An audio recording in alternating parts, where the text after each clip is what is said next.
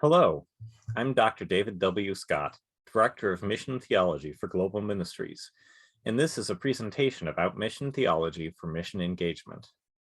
In this brief video training, I'll talk about what mission theology is, why it is important to think theologically about mission, how we do mission theology, and some principles of mission theology at Global Ministries. We'll begin by examining what mission theology is. When we use theological language to describe and reflect on our mission activities and experiences, we are thinking theologically about mission. In other words, we are doing mission theology. While you can get a PhD in mission theology, you by no means need any sort of degree to think theologically about mission. Thinking theologically is something that all Christians can and should do when we connect our lives and our faith. A mission theology connects what we believe about God with our mission work. It also connects what we believe about ourselves and other people with our mission work. Theology always contains some sort of theological anthropology, which is a fancy term for beliefs about humans. These beliefs can have a significant impact on our mission work, positive or negative. Thinking theologically about mission is intrinsic to the definition of mission. I like to define mission as cultivating relationships across boundaries for the sake of fostering conversations in word and deed about the nature of God's good news. If mission is about having conversations about God's good news, it is impossible to do that apart from theology, which is our words about God. Even when we are focusing on deeds rather than words, we operate with some sense of what God's good news is for ourselves and for others. We all have theologies of mission, whether we articulate them or not. Our theology, whether explicit or implicit, shapes how we do our mission and what outcomes we intentionally and unintentionally work towards. Thinking theologically about mission helps us be more intentional in our work and decrease unintended consequences. You may be familiar with the books When Helping Hurts or Toxic Charity. These books describe unintended consequences from mission, driven in part by unexamined theological assumptions. If we have an implicit belief that we are good and capable and that other people are deficient and in need, that will likely lead to harmful mission practices. But if we start from an explicit belief that God has given all people gifts and graces to serve God, that leads to very different mission practices. Clarifying what we believe about God, and just as importantly, what we believe about ourselves and others, helps avoid harmful unintended consequences. Being able to articulate our theology of mission is also part of what makes our mission work different than the social service someone might do through the Rotary Club or some other organization. Mission is not just helping others, but by articulating our mission theology, we can identify how our mission practices connect to God's good news. Finally, mission theology is not just about our beliefs, but about our spirituality and the habits of our heart, our attitudes towards others and God.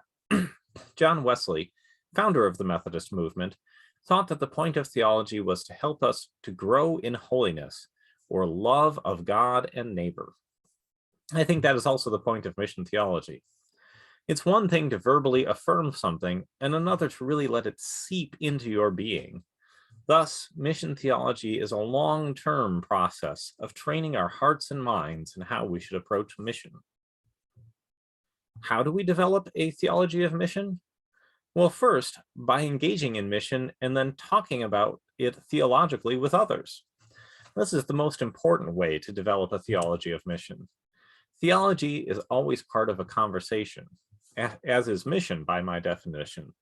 So reflecting on our mission activities and experiences with others using theological language is the best way to develop a theology of mission.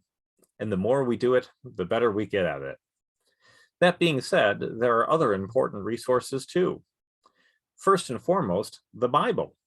As in theology generally, the Bible is the essential text for helping us think theologically about the world. There are, of course, many different ways to approach the Bible. One approach looks at biblical figures like Jesus, Paul, Peter, etc., and tries to identify principles of mission based on what they did in their mission work.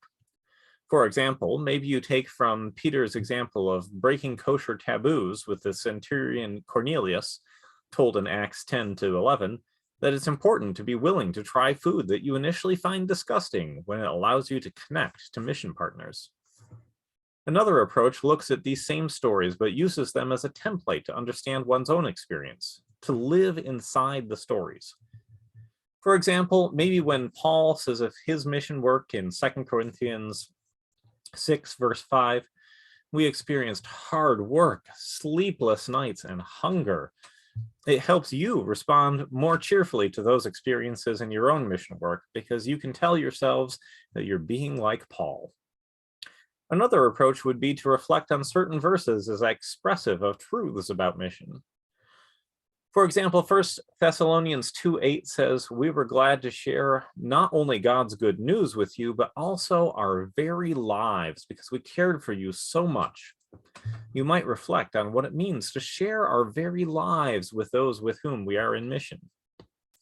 Yet another approach looks at key terms that occur throughout the Bible and tries to learn about them by examining the surrounding text. For example, you could look at the terms send and sent, from which the word mission comes. You could explore the question of what things are sent in the Bible and who sends them and to whom.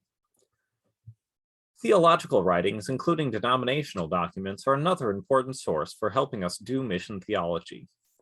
In addition to the Bible, there are a lot of other writings that can help us think theologically about mission by modeling that practice and by giving us concepts and tools to use in our own theological thinking. Some of these writings are more scholarly and some are more popular. Dana Roberts' UMW study, Joy to the World, or my book, Crossing Boundaries, for instance, are intended for a general church audience. There's a wealth of writings out there, and I encourage you to explore them. As United Methodists, we may be particularly interested in the writings of United Methodists on mission. Two merit particular attention. Grace Upon Grace, the official theology of mission statement of the United Methodist Church, which was affirmed by the 1988 General Conference, although not added to the Book of Discipline, is one of those documents. Global Ministries' Theology of Mission Statement, which was issued by Global Ministries' Board of Directors in 2011, condensing and revising an earlier version initially put forward in 1986, is the other, and I'll say a bit more about that document a little bit later. Following these various theological sources and methodologies, Global Ministries' approach to mission is rooted in the Wesleyan theological tradition. Principles of Wesleyan theology include grace. Wesleyan theology is a theology of grace, God's undeserved favor for us. Methodists believe that God's grace is at work in the lives of all people, whether or not they identify as Christian. John and Charles Wesley taught about three forms of grace: prevenient, justifying, and sanctifying. Love. In Wesleyan theology, love is the main characteristic of God. Thus, the sanctifying grace that makes Christians more holy like Christ does so by making us more loving towards God and towards our fellow humans. Methodists talk about this as personal and social holiness. Active faith. Methodists believe that God's grace enables people's active response in faith. Because God's grace is offered to all, Methodists believe that everyone has gifts that they can use to love God and others. Connectionalism. While each of us is called to respond to God's grace, Methodists understand that Christianity is not a solitary practice. Instead, Methodists talk about the importance of connectionalism, being the church together across congregations, countries, and cultures. Holistic ministry. United Methodists believe that the result of our collective work in response to God's grace is holistic, involving both personal salvation and social and cosmic transformation. Thus, United Methodist mission takes many forms, including evangelism, social justice, service, peace and reconciliation, and creation care. Global Ministries' understanding of mission is expressed in its theology of mission statement. Principles in that statement include the Missio Dei. Global Ministries' work is rooted in a belief that mission is first and foremost God's mission, the Missio Dei. Mission is not our mission. It begins with God, belongs to God, and will be fulfilled by God. God is active in every local setting, and we are called to join in what God is already doing. Relationship. Because mission is God's mission, not ours, we always come to mission as partners. Partners with God and partners with other humans. Therefore, relationship is central to mission.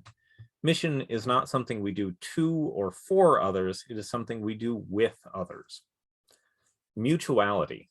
The relationships we form in mission should be based in mutuality.